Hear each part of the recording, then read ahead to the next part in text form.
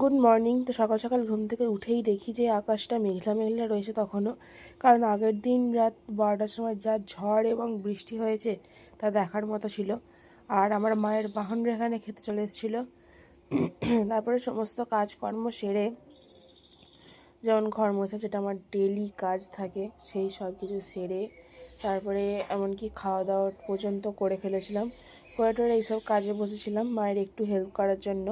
কিন্তু আমি কোনো কাজ করবো আর সেইখানে অনর্থ হবে না, সেটা তো হতে পারে না। আমার ফোনটা ধাপ করে উল্টে পড়ে গেল। যাই হোক, সমস্ত কিছু ঠিক সেটিং ফেটিং করে আবার কাজে বসেছিলাম।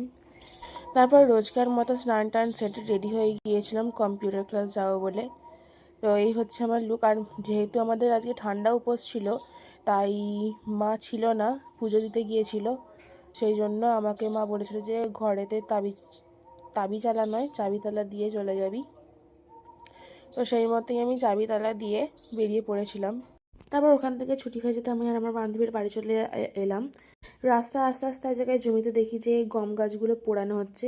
তাই সেটা দেখে আমার বান্ধবী, ও মাই গড, এটা কি দেখে এরকমভাবে পুরো বিস্ময় অবাক হয়ে গেল। ফিরে আসো নতুন ভিডিও নিয়ে কালকে আবার নতুন দিনের সাথে। এটা আমার বোন আমাকে শিখিয়ে দিল বলার জন্য, নাহলে আমি একটা ভুলভাল কিছু একটা বলে দিয়েছিলাম। যাই হোক, সেটা আর আমি তো তোমার সাথে শেয়ার করবো না, এটাই শেয়ার করবো। তাই বলে দিলাম তোমাদের কাছে, এটা আমার বোন শিখিয়ে দিয়েছে আমাকে। আমার বোনও এখন ওটা কি বলে, ব্লগ মাছি। যা, টাটা, বাই বাই।